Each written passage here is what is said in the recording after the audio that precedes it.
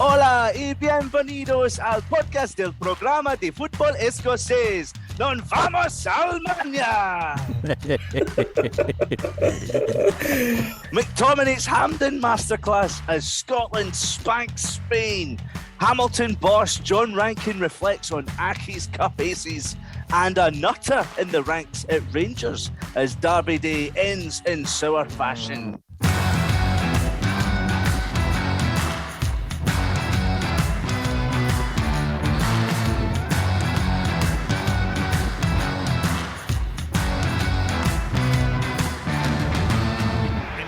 Tierney does well. He'll be chased down by Carvajal, but he's got some engine on him.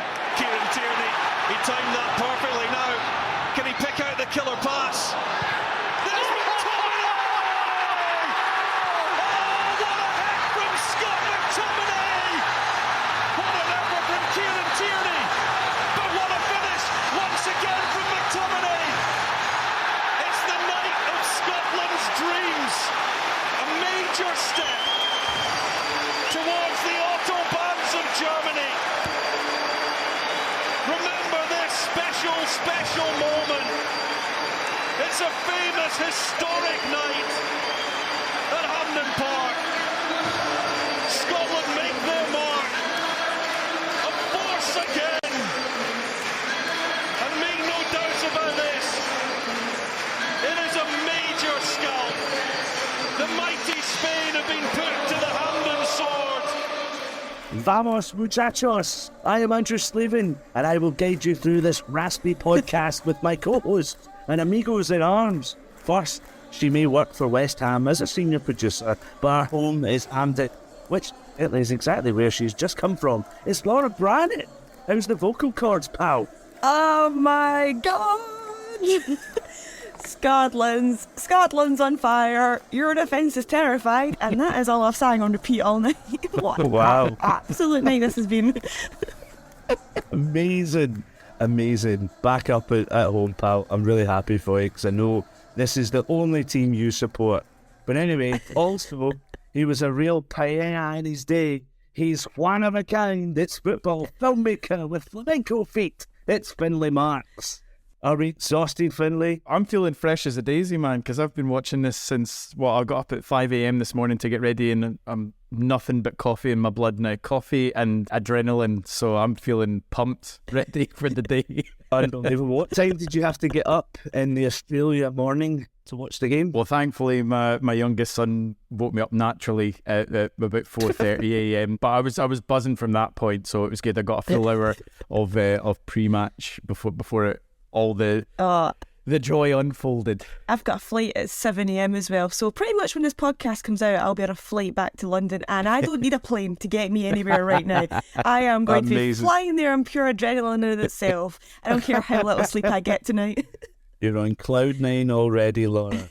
Well, guys, this is, such a momentous night as we record this. So we're actually going to push a lot of our funnies and kind of news stories into the middle of the podcast. I just want us to get straight in, reflect on an amazing night. This has been an insane international break for Scotland. I know we pumped Cyprus, but to beat Spain is unreal. It's something that we've been waiting on, let's face it, for 39 years. I wasn't even born. Laura wasn't even born. Even Finn wasn't born yet. And he hasn't got any hair left. It's a perfect start. It's 6 points from 6. 2 clean sheets from legendary Angus Gunn, Laura Brannan. We've got Scott McTominay only had 1 solitary Scotland goal before this. Now he has 4. He's destined for the Ballon d'Or. Let's face that as well. It's an immaculate performance. Is it? Shut up, Laura. I'm talking. This is my got 5 time. now. That's what I meant. Anyway, more importantly, he's heading for the Ballon d'Or.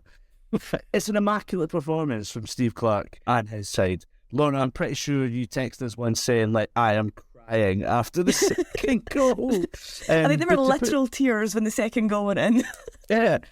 Just a bit of context. Spain had only conceded twice, once before in a qualifying match, which went all the way back to 2006. And that was David Healy from Northern Ireland. That's insane. They've also only lost, up until this evening, or Tuesday night we're recording, they'd only lost 2 qualifying matches since 2006.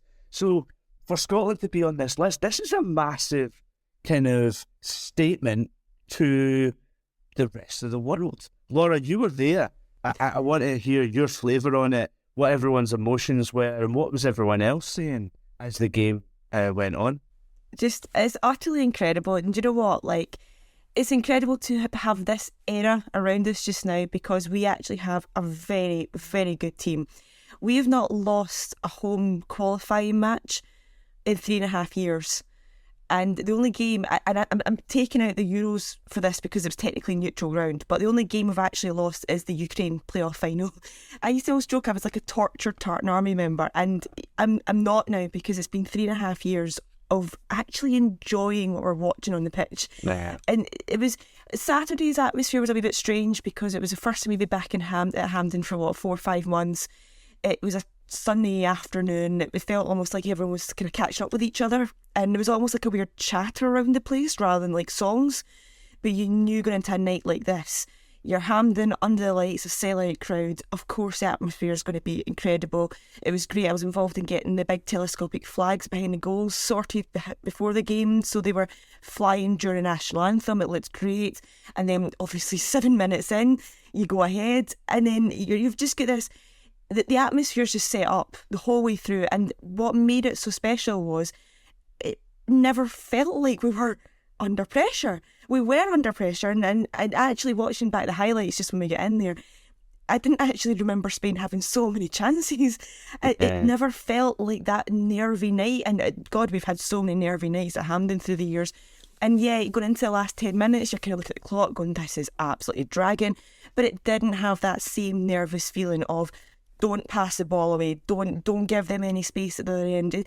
It just didn't have that, and the atmosphere was almost like a kind of a confident happiness. Mm-hmm. And everyone was just sort of enjoying themselves because we're used to being a good side now, and we're just enjoying it. It's absolutely incredible. What a time to be alive. It was a really funny moment, Laura, when at half time, it's not funny at all, in fact, I'm sorry, but the referee was changed. So you were very pleased at that, Laura. Oh God, yeah. I don't know if the decisions on the TV must have looked very different to the stadium, because the ref in the stadium was getting absolute bollocking from the stands. And I'm texting you guys going, he's having a mare here.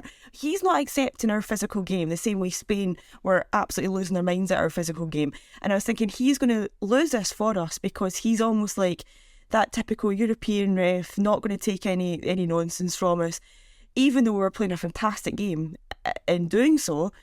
For him to then get subbed, and it was just like, brilliant. Bye-bye, ref. Subbed. Got subbed off. And the fact their number 2 went off at half-time as well, the amount of boos he was getting in the stadium as well. What a change at half-time. Absolutely fantastic. Change the game for us.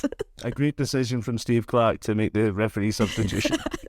The atmosphere in Hampden was unreal. Even just watching it off a telly in London, it was class. I think you mentioned it, the goal after 7 minutes, there would have been so much tension and trepidation from a lot of Scotland fans going into this. That early goal just seemed to transform everything. We started to feel confident in the stands as well as on the pitch. But that full-time whistle, what was that atmosphere like? Oh, it's unbelievable. And even when you're mentioning that, for the first goal, it was almost like it was too early for us to get nervous.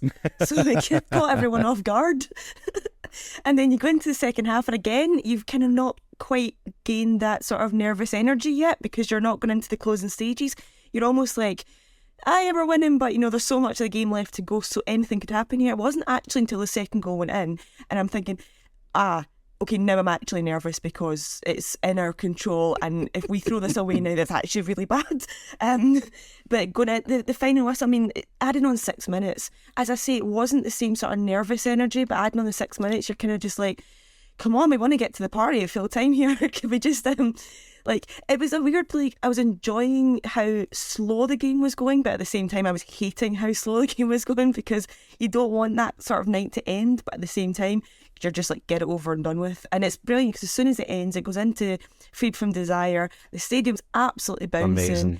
Amazing. It's absolutely quality, and of course the players do the walk round, and you can see them feeding off you. And I remember the days of watching awful results, and the only players that would actually come and clap the fans were Andy Robertson, John McGinn, and maybe Kieran Tierney. Like, you would have your kind of the ones that really knew exactly what it meant to the fans, and they didn't, as a group, they didn't come over, and it was the one or two, and you'd appreciate them and you think, God, every other one of those players have walked off, and now you can see that unity that Steve Clarke's just brought in, and all of them do the walk round, and all of them come up, and you can see it in everyone's faces, and it's absolutely brilliant to be a part of that. You're absolutely right. This is the thing, Finn, there's a whole new vibe about the Scotland team, and you can kind of really, it's not just Steve Clarke, it's all of his backroom staff as well, but he's the man sending the message. I really loved how Steve Clarke, post-match, you could tell he was enjoying it in that weird kind of Steve Clarke way. He actually smiled. Well, he didn't smile, but he Steve Clarke smiled. There was a little corner of the mouth that went. But in all of that kind of calmness, there's a focus with them, as well as, create history for this team. But there's a focus. Everything he kept on saying was, you don't win the Euros 6 points. It's all about qualifying. That is the most important thing. The vibe, Finn, like, are you feeling it in Australia? Yeah, I mean, even over here, but this is one of the wonderful things. Like, I having been lucky enough to have been at Hampden for the Israel game and the Denmark game, which two of the best atmospheres that I've ever experienced or known at a Scotland game. Yeah, it was wonderful to be watching it on TV with the rain pishing down on a cut up, lumpy pitch. Like, I could feel myself back in that atmosphere because I've only experienced it fleetingly. Laura, obviously you've been there for every game since year dot. But there feels like, I've got pals that go to like every game at Hampden and a lot of the away games, but it's a growing sense of momentum. Like, this isn't something that's happened overnight. It's been a long time coming. And yet Steve Clarke's done such a magnificent job in It can both be the strongest quality of this Scotland squad at times, and it can also be a weakness, because I think his insistence in sticking with his boys sometimes can let us down a bit, and you're like, but that's, it didn't feel like the right thing for this game. But overall, you cannot argue with his record. It's fantastic. And the mentality and the cohesion that he's done. I mean, like, you think back to some of the squads that we've had of this constant chopping and changing, really from the end of the Craig Brown era. So the kind of like the Bertie Vokes era onwards, and we've gone through Vokes and Levine and Burley and Strachan and all these. And you're like, we have had pockets where we've had a couple of players that have been mainstays of the team, like Darren Fletcher or Caldwell or the likes of that. But really, I mean, like, how many players, you go through a list of them and they got like 2-3 caps, 1 cap, 2 cap, 3 cap, whatever, and you never saw them again, but they were really important for a certain set of qualifiers. And it's like, it was so disparate. But the fact that we've got the same boys coming in, and you look at that squad and people are saying like, oh, but Tierney's not playing at Arsenal, McTominay's not playing at Man United, Gilmour's not playing at Brighton. You're like, but these guys have something, you can feel it, and Clarke trusts them, and they trust Clarke, and there's the fans element to that as well. Like, it's a moving thing here. What's interesting was seeing the lineup that we had, and also the way I think Clarke brilliantly kind of prepared for both games together, which was the clever thing, because I know that you had a few reservations about his formation and the team that started against Cyprus, Laura, because we were talking about it on the text, but I was like, I think he's doing it as a dress rehearsal for Spain. It's going back to that back five, but it's kind of the dress rehearsal for Spain, which made sense. And you saw the outworking of that tonight then, with the same back five starting. There were a couple of changes, midfield and up front, but conversely, you look at Spain from that tonight, they made 8 changes, and I think vastly underestimated us as a team. And you saw I totally agree. What that settled Scotland team did tonight, and a hugely unsettled Spanish team did for them as well. I kind of feel we needed both factors. Like, Spain are a world-class team, like one of the best teams in the world and have been for decades now. And you kind of, when you're playing a team like that, you do need them to have a bit of an off night. But it was all of their own making, and their attitude was stinking. But ours on the other side was phenomenal. Like, it's okay for Spain to have a bad night, but it needs to be matched by Scotland having a brilliant night. And to a man, we were exceptional tonight. We had a game plan and we executed it brilliantly. Yeah, it wasn't so much the formation against Cyprus, it was more the players. Like, I was really surprised with the likes of Dykes, Christie, McTominay, like big players like that getting dropped, which then I guess it was evident the fact that they came on and absolutely changed the game. I mean, it wasn't a good game at all, and then they came on late, changed it, got 2 goals, which is great, and it sets them up perfectly to play against. I thought the team was absolutely perfect, all except Gunn and goals, who I would never give a game to. But the outfield players, I thought, was absolutely to a man, perfect from the start, and they were outstanding. Absolutely full credit to Steve Clark, and the fact that he then, I feel, weakened the team by his late subs, but they were still outstanding. To still bring on players like Kenny McLean, and he still manages to keep that same level ground. Players that you would never want to start the game, and to have that sort of depth in your squad. I mean, he kept changing. I was thinking, what? Don't fix what isn't broken. Why are we doing this? But it was great. It's a very nice problem to have when you can throw a Serie A player and Lewis Ferguson onto the pitch. It's pretty nice. He's been excellent at Bologna. It's incredible that we finished the game without Tierney, without McGinn, without Christie, and you're looking at the bench at full time coming off thinking, and we still held out. What a squad! What a depth in squad we have right now. The key for me really is the environment that Clark's made, because as much as you say, Finn, that he brings in his boys and the ones that you trust, that is true. But Hickey wasn't a regular mainstay. He's just kind of breaking through into the team.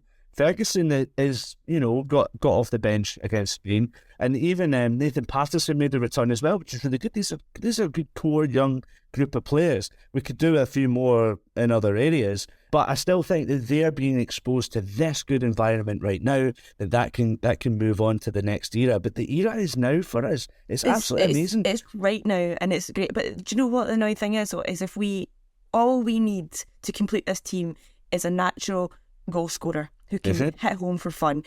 I love Lyndon Dykes. Okay, I adore him to bits. I also like Lauren Shetland. I like Ryan Christie playing up there as well.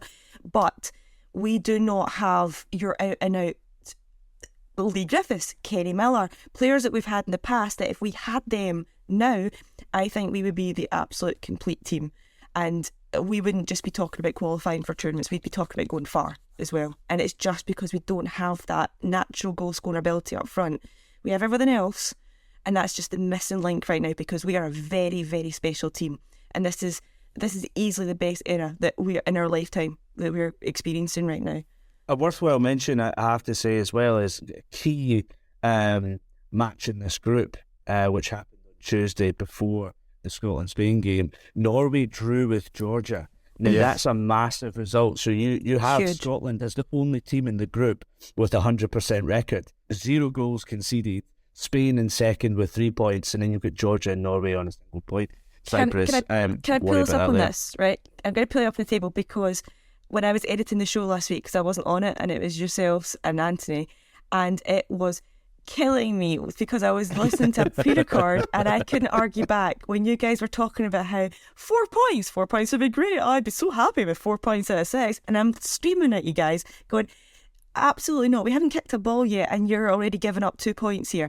We should have been going into these games wanting 6 points, because, and the difference is not just being overly confident or overly ambitious, but the problem in the past is we have never taken all 3 points off the top seeds at home. And I feel like if you win all your home games, that is such an advantage to getting to the first or second place in the group. And we never ever do it. We always but that's an obvious statement. That's an obvious statement. But that's the difference. We've always came so close. We've came heartbreakingly close. Like a point or two of difference from actually qualifying or getting the playoff spot. And we don't do it because we always stumble against the biggest seed at home.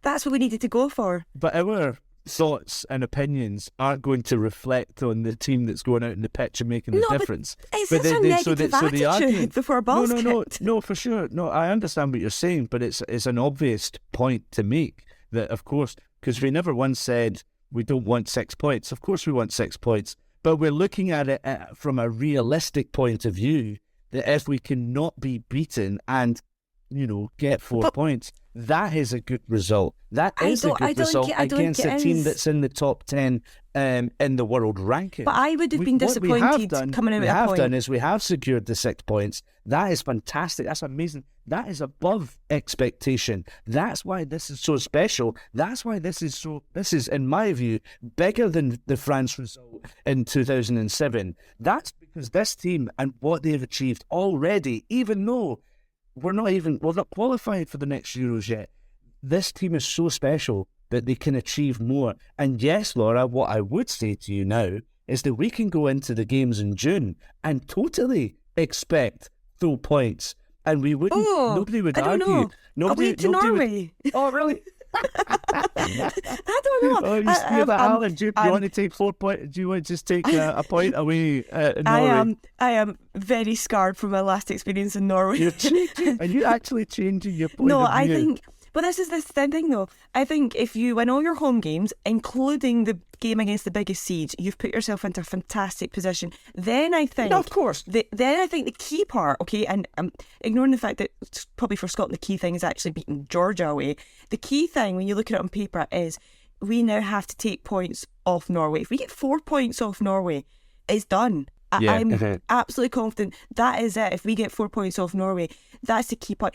Right now, it's in our hands. Right now, it's ours to throw away. 100%. So I think it is all about the Norway games now. In fact, I think it always did come down to the Norway games. What we've done is we've just put ourselves into a fantastic position to actually say, no, we can actually win this group. And we can. I think because there's no reason to suggest if they play anything like they did tonight, we can't go to Spain and get a result. Even if it's holding out for a stodgy 0-0 draw, fine. Mm-hmm. But I think just to go back to the point you were making, I don't think you can be entitled enough to think, if we just beat the top seeds in our group, like the gap between the best sides in the world. Even at home, though. We're a match for anyone at home, though, Finn. We are. Only now. Sure, yeah. For the last 3.5 years we've been. But I would argue, Laura, just going back, I actually don't think, because the pressure's off. If you actually look even through our crap period from like the Bertie Vogts era onwards, we still picked up some decent results at home. You know, we drew with Italy and Germany, we beat the Dutch, like we drew with the English, drew with Belgium. Like you do have good things. The things that always kill us in qualifying are the matches we should win. It's games like Georgia and the Faroe Islands and things like that. I completely agree. But if we're typically a team that fall at that hurdle and mess up when we shouldn't be, then we should flip that and go, well, we know we're good in the big games. We know we turn up in these big nights. And there's the draws that you're talking about, though, they shouldn't have been draws. There's like the 2 each against Poland comes to mind.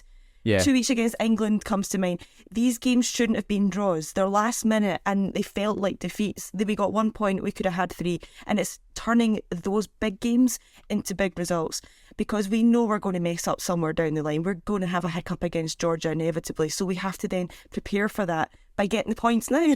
A few special mentions on some of the players that we think were excellent.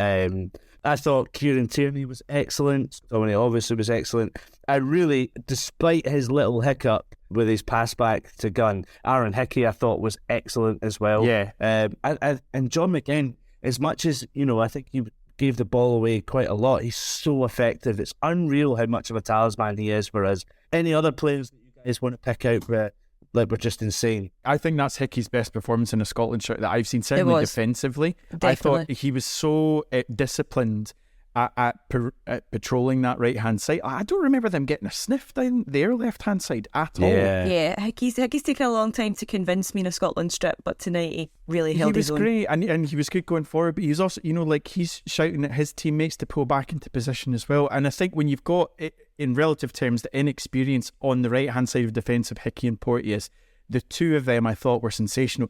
I loved brilliant. Ryan Porteous tonight. I thought he was brilliant in every aspect, not just in the not just in his defensive display, because there was a moment where he jumped in and I was like, oh, that could have been a penalty on another day, but he jumped in and he won the free kick and everything. But it was all his little shithousery moments were just perfect for a game like tonight, because he was winding them up so much. Mm-hmm. It was just beautiful to watch the whole game, and it got better and better as it went on. It was magnificent. When he was ruffling the player's hair and he had a throw in, right?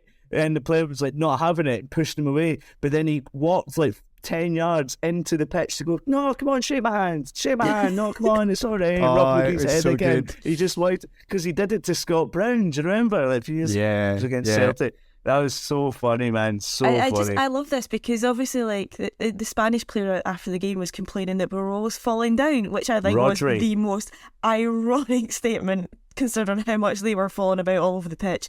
But you're talking about the Pedro Porro moment when Robertson kind of, I mean, in my view, he's actually quite lucky to stay on the pitch. He was quite lucky, to be fair. Not that I agree. Not that I agree it would be a red card. I don't agree that, but I think he just gave the officials an opportunity. It was a cheeky moment from him, but there was also a moment later on where the player, I can't remember which one it was, I think it was number 21, but he was, like, his dive inside the box was incredible. Like, it looked like he was having an epileptic fit when he went down. It was ridiculous.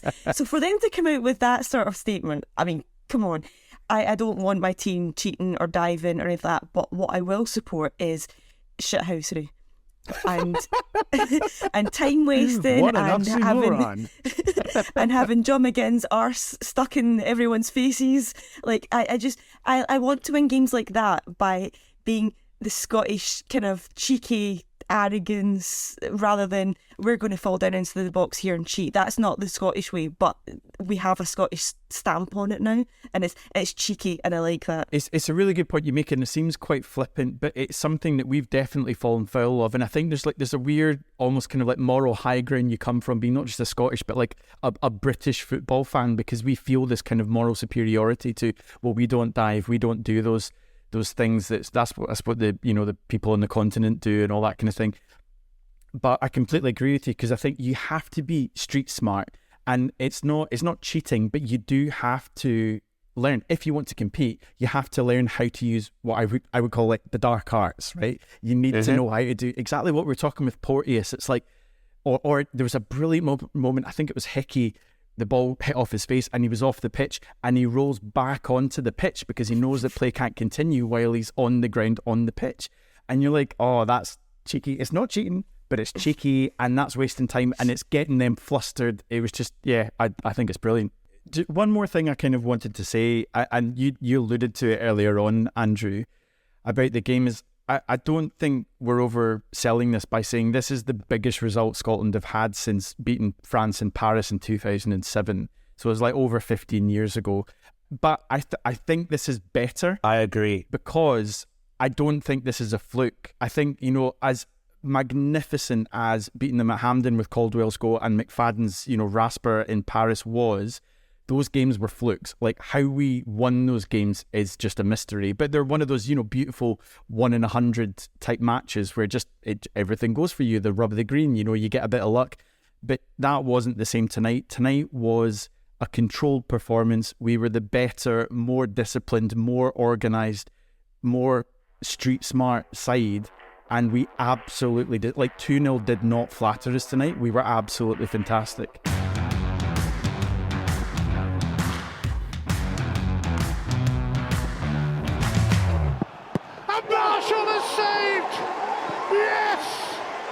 One big yes. Okay, everyone, let's calm down.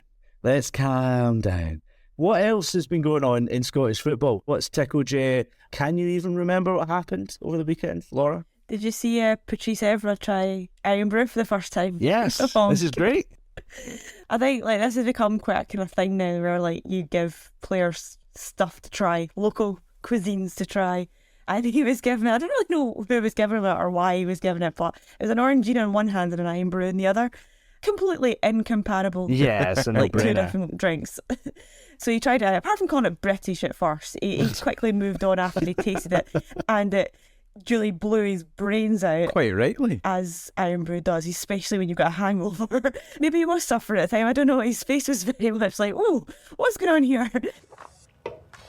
Oh. Hello. Excuse me? Pardon, wait a minute.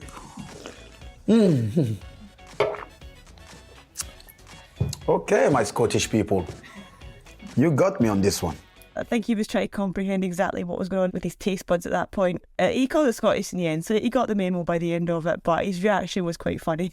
just watching people try Irn Blu for the first time was quite interesting. Can you get it in Australia, Finn? Yeah, you can get it in Australia. Yeah, I've bought it several times. Yeah. You can get it in the cans. You can't get it in a jeggy bottle, which is always a disappointment. But then you can't get that in London either. So just when you were talking about people trying it for the first time, I'm currently editing a documentary for Melbourne City around their striker, former Hibs player Jamie McLaren. Oh yeah, who's on the cusp of becoming the all-time highest goal scorer in the men's A-League. And because his dad's Scottish and his family's Scottish that way, there's a scene where we've filmed in his kitchen. So it's Jamie McLaren cooking some pasta and his wife, and there's like a kind of local Melbourne radio presenter that's asking him questions and sitting down to dinner with them. So Jamie McLaren serves a cacio e pepe, which is like a, you know, kind of like basic but fancy Italian dish, and it's got the cracked pepper and everything.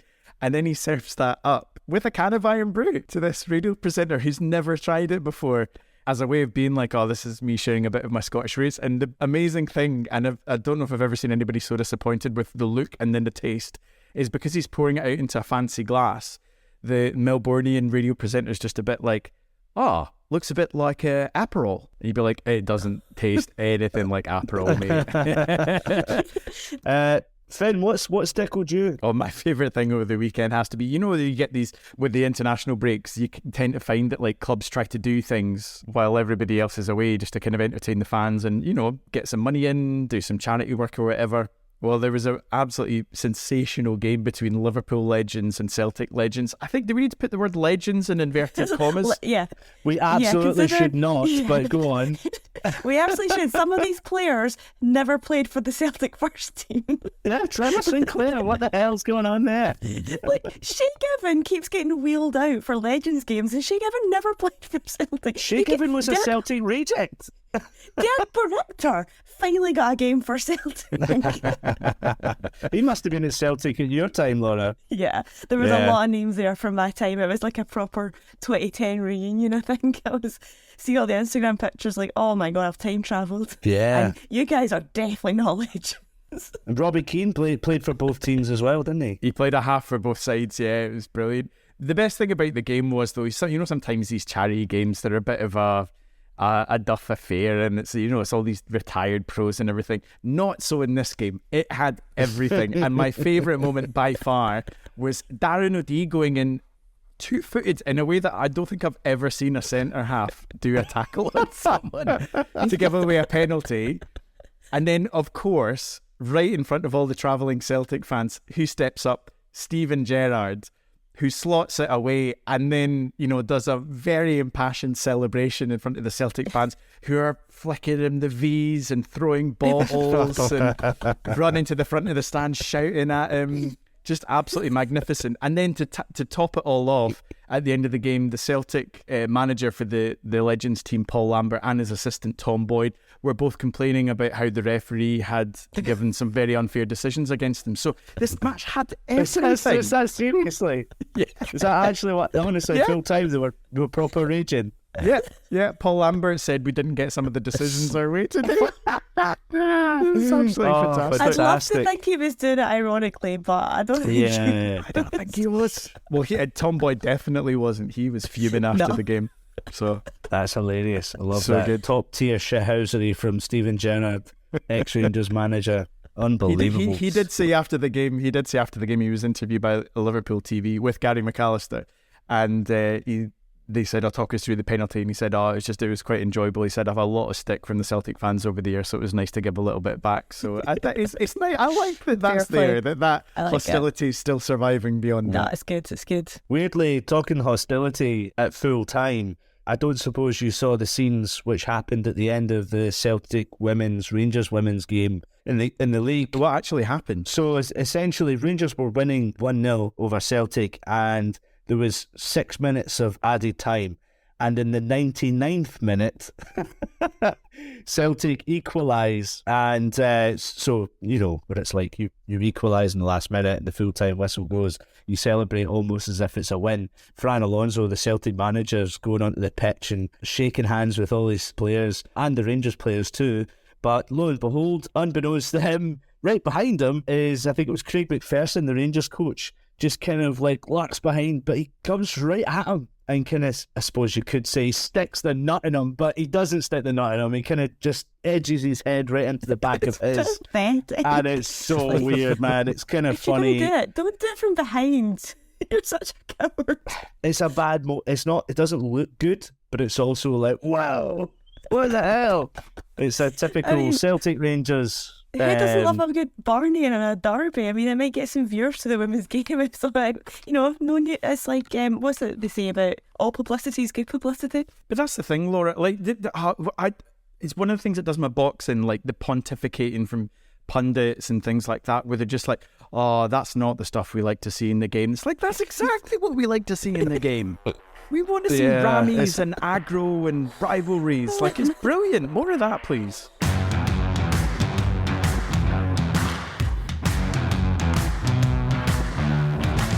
I know how important the game is when you play it against the other mob. Born with the Scottish Championship and relegated from the Premiership only 2 years ago, Hamilton Accies have been on a very slippery slope.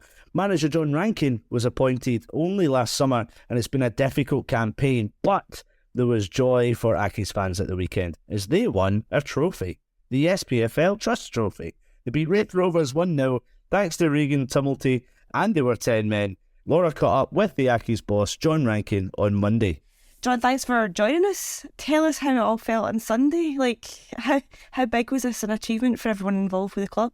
It was massive, if I'm being honest, Laura. Obviously, we got ourselves to the final, which was the beginning of February, which was a long time ago in football terms, but we never really had much time to enjoy the experience of winning the semi-final because it was a Tuesday night. We were then playing Hearts in the Scottish Cup on a Friday night, so the players were in the following morning, so I felt for them in that aspect because we're a really young group.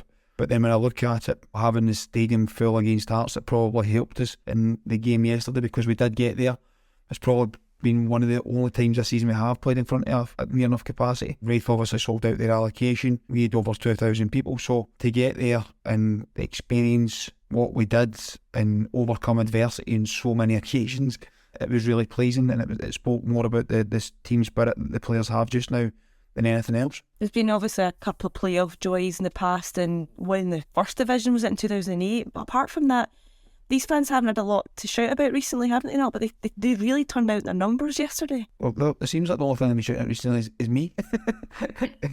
No, listen, it was good. I'm not bothered about the stick which goes on. That's part and parcel of football, and understand that.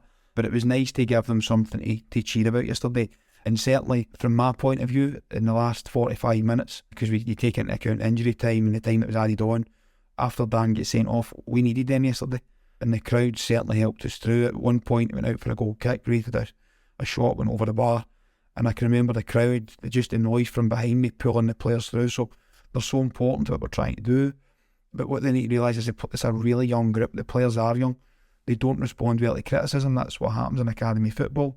So we have to get behind them and have to give them their backing. And yesterday we seen with the doggedness near the end how resolute they were and the resilience in trying to get over the line.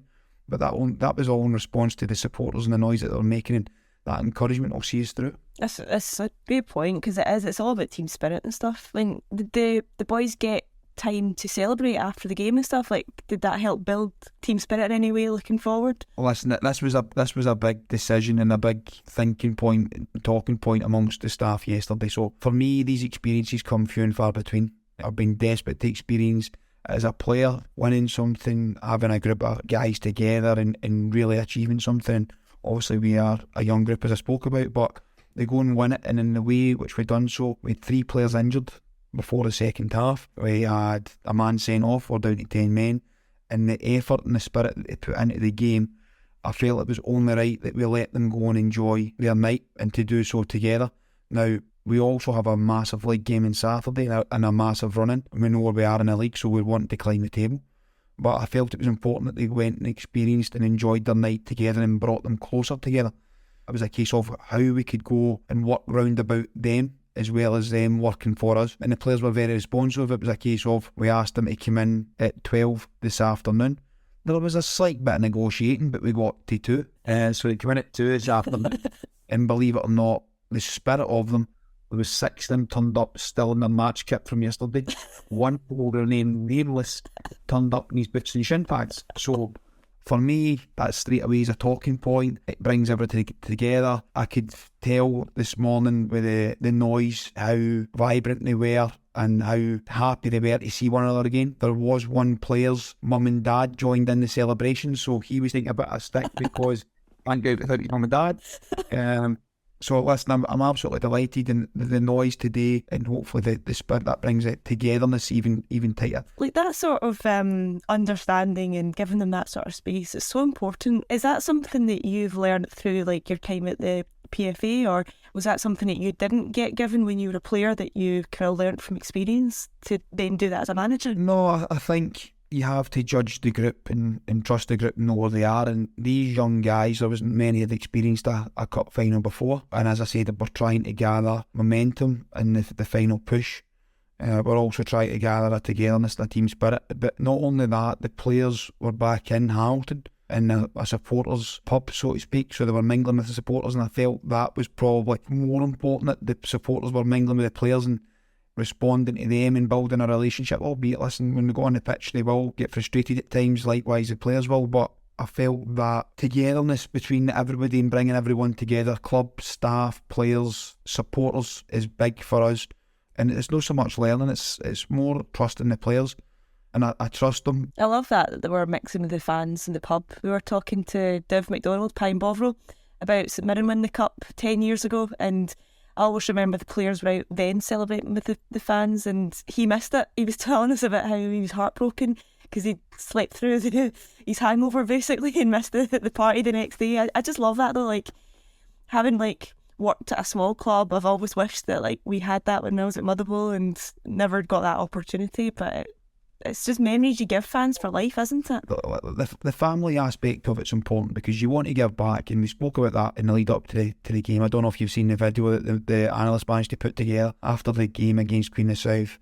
I had an idea that I wanted to try and get all the families or family members to say something about each and every individual amongst the squad.